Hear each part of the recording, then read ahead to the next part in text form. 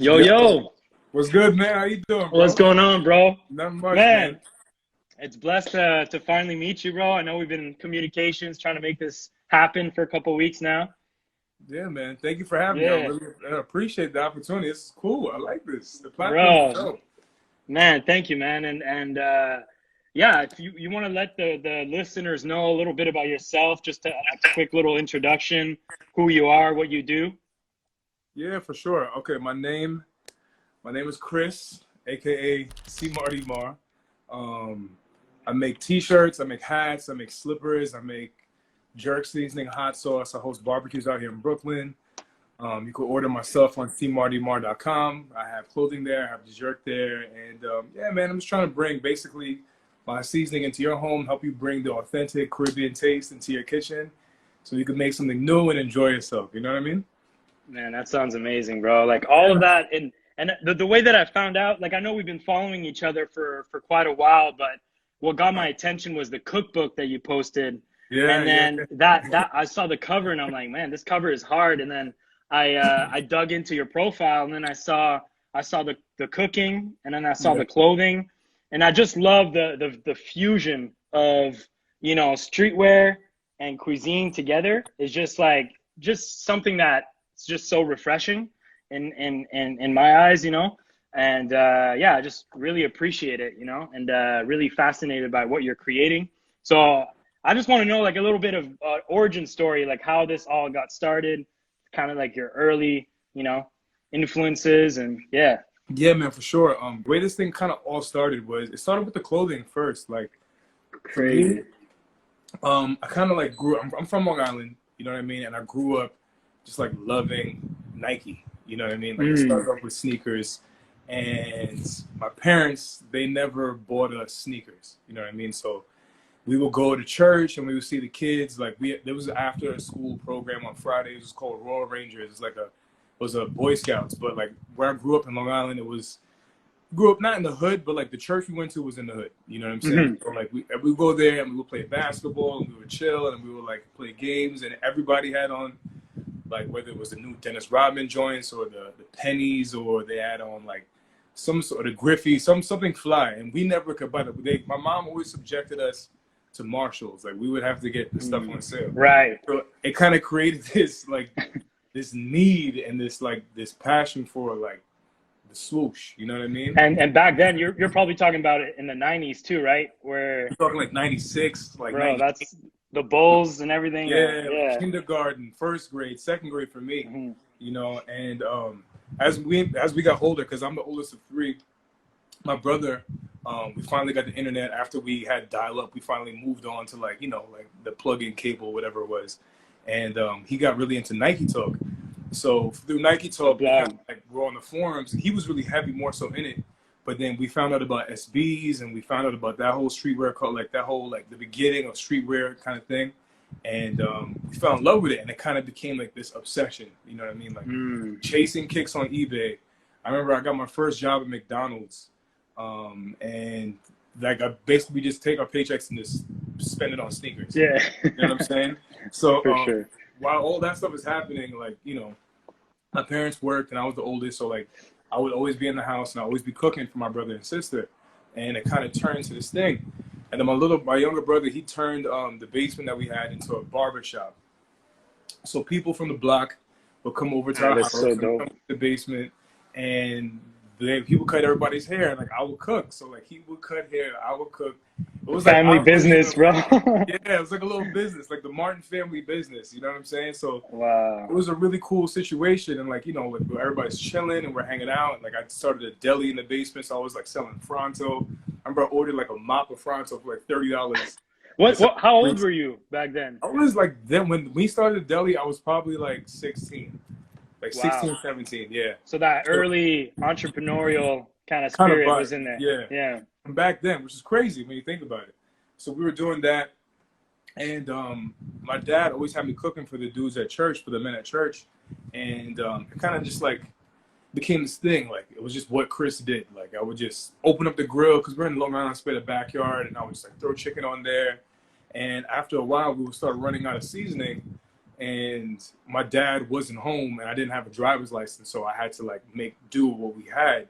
So I have to stretch it. So by me stretching it, I created my own recipe and didn't even realize it. You know, I was 16 years old, and then the recipe, he helped me with it, and then my grandmother helped me with it, and it kind of just turned into a thing. It wasn't like nothing solidified. It was just something that we did, and just turned into this passion. And then while I was doing that, I went away to college and I started off making like beaded chains. Like we used to follow this brand in Brooklyn. It was called Alien NYC. Okay. They made like a lot of like Bantu bead style like chains, like African. That was hot. That was hot back then too. I remember like the wooden stuff too, the wooden beads and things like that. Yeah. Back when remember we get the wooden Jesus piece. What was that brand called again? I forgot what that was called. Goodwood. Yeah.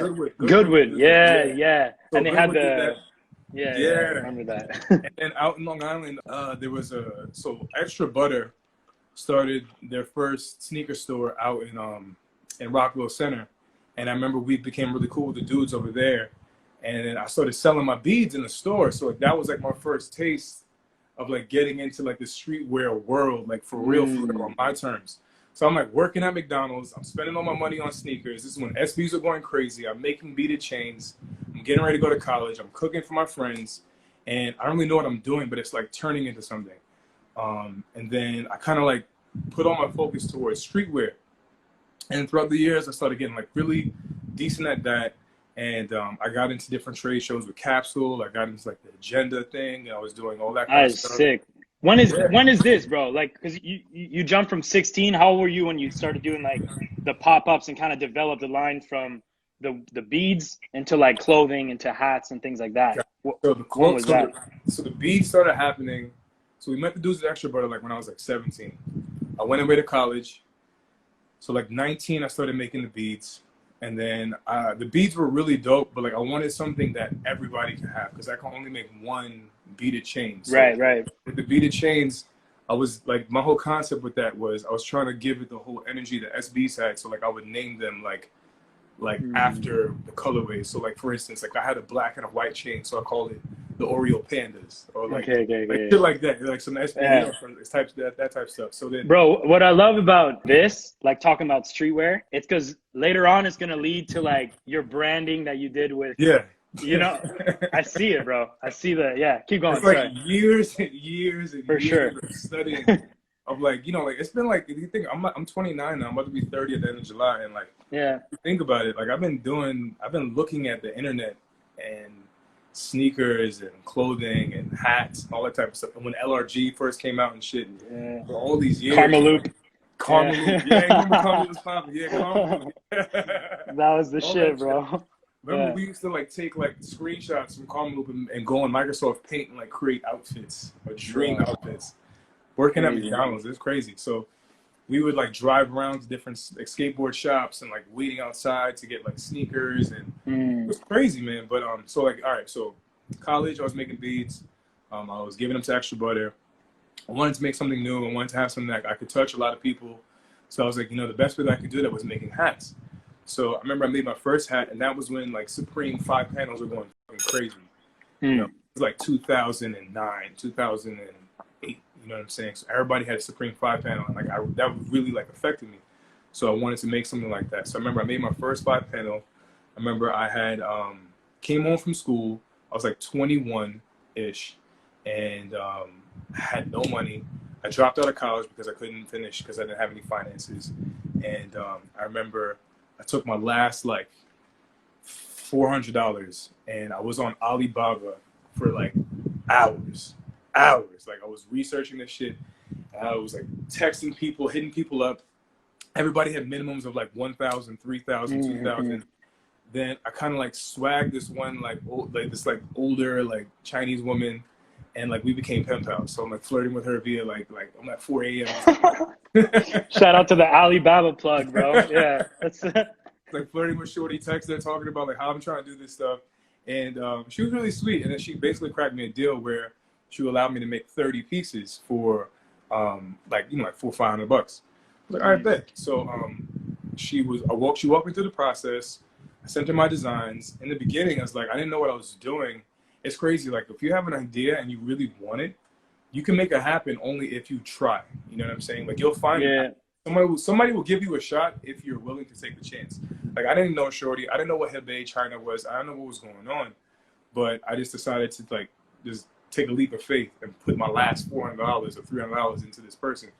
So she showed me the hat designs, the different silhouettes that I could use. I chose the 5-panel. And then I remember she let me choose the fabrics. I remember I was so hyped, bro. I was so hyped. Like, I was like, I'm going to pick my fabric. Like, I'm making my design custom. I had no idea how to use Photoshop. So I remember we got like a bootleg version for one of my friends, like on a CD on my shitty laptop that, like, you know, like, you know when your laptops don't work or your old, like, like the plug, the cord underneath it, like 1,000 times to bend it the right way so that your computer can stay on. Yeah. We all have one of those for sure. I was like, that's how I was designing, and I'm like on YouTube. And then this is before YouTube really had like how to Photoshop videos. So I just kind of kept everything simple. Like, I just made everything with text. Like, I figured if I could just type it, if I could find a font, download a font, and just type it up, I can make it look cool as long as I gave it like some sort of like energy. You know what I mean? So I did that. I made my first little logo. It was terrible, but I made my first hat. It worked. I had this level of disconnect with myself and my brand because I was maturing and I was getting older, and I wasn't watching anime. I was living this life. I was going to parties. I was getting sauced in Greenpoint. I'm like in the city. I don't have time for Naruto. I'm not watching Dragon Ball Z. I'm not watching Bleach. I'm not doing those things. So then it's evolving, you know, with your time. Evolving. Yeah. Yeah, So maturing. I had like this like I felt like I was faking the funk with my brand. So I took this class. It was called Streetwear Mastered, and it was kind of like a gamble. So at the time, the class, Virgil Abloh was hosting the class kind of thing. It was sponsored by him. This is when Pyrex first kind of came out. It's like I was probably like 22, 23 years old. Damn. With that, excuse me, it was like the class was like $3,000. I had like a little job that wasn't making me that much money. I was making like 30 grand a year, and like $3,000 to do that class was a big deal. Yeah. So I was taking the class. I decided, I was like, you know what? I just applied. I applied for the class and I got in. So like there was over 4,000 people applied, and of the 4,000 people, 200 kids got selected or whatever it was. And so I was paying in installments, and as I was taking the class, there was one assignment where you have to look in the mirror and come up with 5 words of what your brand represents, and it has to be reflected of you. So we did that exercise, and then when I was doing it, and I remember when I first came, what I was talking about, it just didn't feel like it connected. And they were saying that how your brand has to come from who you are. You know what I mean? So I was like looking and searching and digging and looking and searching, and I was like, you know what? I got to take my shit and like I got to change this anime thing because it's not who I am anymore, and I got to turn it to who I am as a person, and then it's my culture. It's like it's the Jamaican stuff, it's the West Indian stuff. So I kind of went that route, you know what I mean? And I came up with this new kind of like concept for my brand. And then we had this one project where we had to come up with a halo product. So the halo product was basically, it had to be something that was related to your brand. It was a product, but it had to be not clothing. It couldn't be clothing. So you had to create something that was completely different and separate apart. So people were making like belts, which was whack. People were making helmets, which was whack. Some people made backpacks, which is whack. And I remember I was like following the hundreds like years before this, Wow. And they made this tapatio sauce. So I was like, you know, I remember like I always wanted to do some shit like that. So, and at the time, this is what I was watching. Fuck That's Delicious, like heavy. You know, I was watching all these different like cool, like Vice, Munchie style stuff. And I was cooking a lot. And I remember I was doing this when Blue Apron first came out. And I was doing a lot of Blue Aprons. I was having fun cooking. And I was like, you know what? I want to make a jerk seasoning. It makes sense. I had an annual birthday barbecue that I was doing anyway. And I was using a jerk seasoning that I grew up with. It was called Walker's Wood. I was like, let me just make my own version of that. So like, instead of me actually making the Walker's Wood, the actual seasoning, I just took the bottle and I branded it. So I submitted it to the class. These motherfuckers went wild, son. And it was so cool, man. It was so cool. And at the end of the whole class, they choose 14 kids to be on High Snobiety, and then 7 kids to be on Days Digital. right?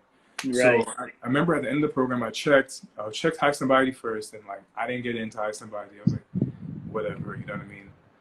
And then I went on the other kids for days, and I was scrolling. I got to the bottom of the page, and I saw my name, like I got featured in Days Digital, and I was like so hyped. The shit was crazy. That is fire, bro. And at that moment, I realized it was like, yo, this thing is real. Like, this is something that I should be doing. And then since then, I kind of turned that jerk seasoning from that point into like a focal point of my brand. And it's been doing the best. It's been selling more than the hats. And then we started doing more pop-ups, started doing catering jobs. Then I started taking other seasonings I would use to season the chicken and putting in bottles like the powder. And then I was making a hot sauce, and then I put the hot sauce in a bottle, and like that's been selling like crazy. I'm working on a sweet sauce right now, and that's been going really good. And now the new goal is like to basically get this shit in Costco, BJ's, Whole Foods, Trader Joe's. Grocery stores. Yeah. It kind of eases me up with the clothing, because now the clothing is more of like just a passion, so I don't have to feel pressure. I could just do what I want with the gear. Exactly. I got fun with it. Yeah. So like now the money from the food is supplying the passion with the clothing, and I could just be myself. And that's the most important thing. And it's been great. It's been a crazy ride, bro. And is this your full-time thing right now? Like, is this what you're doing full-time? Amazing, I'm doing bro. it full-time. Congrats, man. Thank you, man. That's a blessing. It's a blessing. It's been providing for me, and I can't even explain it. Like, I can't, like imagine getting a gig for cooking chicken, and you could pay your rent for 3 months. It's insane, bro. Like, what? Yeah. It's been a cool process, because like, you know, like I was saying before, like you have to find a supplier for, you know, your hats or your t-shirts, whatever it is that you're making. Now it's this new game where it's the like bottle, the paper, the sticker, packaging. You got to get nutrition facts, and they have to be right. So like I just finally got that. Right. Everything shelf stabilized. I finally got that. I got to get. Because there's probably some laws too, right? When you're selling food, you need like specific things on your packaging. Stipulations. There's a lot of stipulations with it. So it's funny, like all the Photoshop and Illustrator skills that I kind of acquired through making T-shirts and hats, it's kind of like now fed into this whole branding, making like, all right, I'm gonna make a Dickies jacket that looks like a mechanic, like some West Indian shit, and I'm gonna make it put Cmarty's jerk on the back, and then I saw the aprons too. Yeah, the aprons, like. So the whole inspiration with that was I wanted to do a mechanic line. Like I wanted to look like some real like underneath a car with a wrench type shit. You know what I'm saying? Like just because like growing up, my dad always worked on cars. All the West Indian men that I knew growing up worked on cars. So I wanted to take that inspiration and put it in the uniform. So that was the uniform for the cooking kind of thing. So like that's what I put that in, which is really cool. And just kind of like merging the worlds. It's weird how the universe and how God works. Kind of just kind of like you go through one phase to get to another phase, to make you better in the end, which makes you the strongest version of yourself. Man, I love your whole packaging, branding behind the seasoning line. Thanks, man. Even the stickers that you'd use for like your chicken packaging, like just the little details, bro. But I know it comes from like that streetwear background, and I just, it's so appealing, you know, like it's so like, well done. It's Dave's quality meat shit, you know what I'm saying? It's like I'm taking from that. It's funny because like all my inspirations, man, they're coming from LRG, Karmaloop, like 555 Soul, you know what I'm saying? They're coming from Supreme back in the day, Stussy back in the day, you know, 100 was cool, all that kind of stuff. Like it's coming from the early 2000s, Nike Talk forums, you know what I mean? Soul Collector, all that kind of stuff, and Nike SBs. Like I'm taking all that inspiration and, you know, naming dishes like the way that you would name like a T-shirt or a collection. Like, instead of calling it the Hawaiians, you're calling it like the tropical jerk tacos or whatever it is. You know, it still has that whole vibe. You know what I mean? And it's interesting how you could just like make these worlds collide. Because it's just energy. You're just sharing energy. That's it. With people. It's just one you can consume via like wearing or like putting it on. Another one you can eat and you can enjoy. You can smell and you can taste. That's it. And what's kind of like the mission and like the goal, like kind of like the vision? The goal right now. The mission is to get seasonings everywhere. Like I want it in every. Like on a serious note, I want to get that shit in every grocery store, like across like the United States. And afterwards, I'm going to move over to Europe. And then after Europe, I'm trying to touch the Caribbean. So basically, I'm trying to get myself into a point where with my catalog of work, I can kind of show like legitimacy, and then also to making sure that I take care of my administrative stuff from the behind the scenes, that things that you, as a designer, as a creative, you don't necessarily think about. So that way, when opportunity comes, I can actually supply it. So like when it comes to like, I say Costco or BJ's or Whole Foods, they don't order like 100 or 1,000. They order 100,000. Yeah. I'm trying to meet those. Yeah. I'm trying to get myself so that way, if that was to happen, because like basically right now, like everything that I've wanted in life, I've like called out into the universe, and it has come to me in some sort of shape or another without me even realizing it. So like if I'm saying this now, like I know it's gonna happen. So like because I know it's gonna happen, it's just a matter of time. So like if I get myself ready, then when it does happen, you can get like that $2 million check, or that, you know, that like $300,000 check, or whatever it is. Right, for an order. For an order. Like right now I've been listening to, not to digress, but I've been listening to this podcast. It's called How I Built This. And Guy Raz. Yeah, Guy Raz. He's the man, bro. He's the man. He is the man, bro. I've listened to like all his interviews, bro. Yeah. From, like the start. Bro, that shit fuels you up, man. Yo, like, son, that's like, oh, man. That was like my version of the Kanye West spaceship. Like I'm just listening to the Guy Raz. Yes. Like one that stuck out to me was Shorty from Stacy's Pita Chips. I'm like, damn. Like I haven't listened to that one. I gotta. That one's so good. Shorty with Stacy's Pita Chips. The dude who makes protein bars, and then the Cliff bars. The Cliff Bar dude. Yeah. Homeboy from Burt's Bees, and I think my favorite one is what was the one? Fuck, it was not Dippin' Dots. It was. Damn, I forgot her name, but she started off as she did like facials for models, and then afterwards she kind of like turned into a whole skincare line and like created this thing and became a millionaire. So that's amazing, man. But anyway, like I'm trying to be on my Guy Raz shit, bro. I'm trying to someone said you need to get on that show. Yes, like that's bro. That's the energy I'm trying to. Yeah, so. Yeah. That's the goal. So the goal is to do that, get the seasonings everywhere. I'm talking like all the stores, and have your own restaurant maybe one day too. The restaurant. So the restaurant is like for me. The restaurant is more of a where the clothing is for me now. I want the restaurant to be like that for me then. The restaurant, I want it to be more of because I don't want it to be a stress. The restaurant, it has to be a vibe, and the vibe only comes from the person that is creating it. So if I kind of can create an experience where I have to worry about finances, I got to worry about the struggle and shit, and I could just like, you know, just like have a bar and have good food, have good music, have a backyard, get the perfect location that I want in New York, you know what I'm saying? And just kind of like do it, like pop in like on some like Don Juan shit, and just like get a drink for me and the homies, and like, you know, like laughing. So like, has to be chill, you know. It has to be chill. So it's like for me in my playbook, it's what I'm doing now, seasonings, restaurant, and I only want to have like one restaurant, because like the restaurant for me, I want to be able to touch it. You know what I'm saying? 100%. I gotta be there. That's a beautiful vision, brother. That's it's just like you said, in due time. You know, you put the energy out there, you put the right thoughts out there.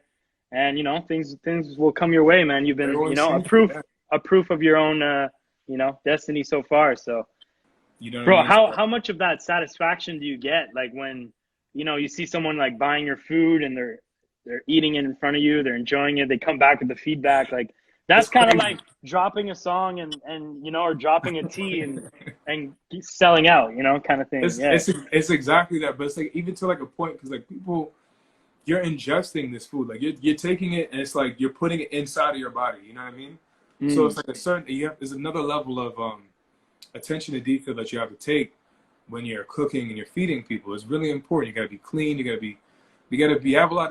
have to sow and reap a lot of really good energy into the food. So like when people come back and they tell you these things like, yo, it was mad good, like, yo, I like it so much, or like, I want to buy a bottle of your seasoning, or let me get some hot sauce. It's like, I don't know what having a kid is like, but It's like it's like you Bro, can't. that's I can't even describe the feeling that it is. where can people find your spices? Where can people, cop some merch? Okay, so all the stuff, Plug it in. all my merch, all my products, they're on cmartymar.com. So that's CMartymar.com. I got hats up there. I got hot sauce up there. I got t-shirts up there. I got powder up there. I got all types of stuff for you. T-shirts, hoodies, crop tops, whatever you want. And if you see Just something pinned it. that might not be sold, that might be sold out, hit me up. I might have it. I just didn't realize I had it. Amazing, bro. So I linked that there. So anyone, man, go check out Cmarty's website. There's crazy merch, some spices that I'm about to cop to for my home, and a cookbook coming soon. Bro, thank you, man, for your time. Like, Yeah, just sharing your story, your journey, bro. Like, just super inspiring, man. Just to hear and just kind of see. It's just refreshing too, just to see, how you merged and fused everything together. And man, if we're hitting New York, bro, I'm definitely tapping in with you. And Yo, for sure. yeah, we'll have to cook something up. Thank you again for the opportunity. This is really dope. I really appreciate it. Hey, no problem, bro. Yeah, no, I'm excited and learned a lot, bro. I'm taking notes, man, and yeah, it's a blessing, man. So, nothing more than success for you, bro. Keep striving, and we'll keep in touch, man. You too, man, for sure. Let's do it. Much love, bro. Take care. Take it easy. Peace.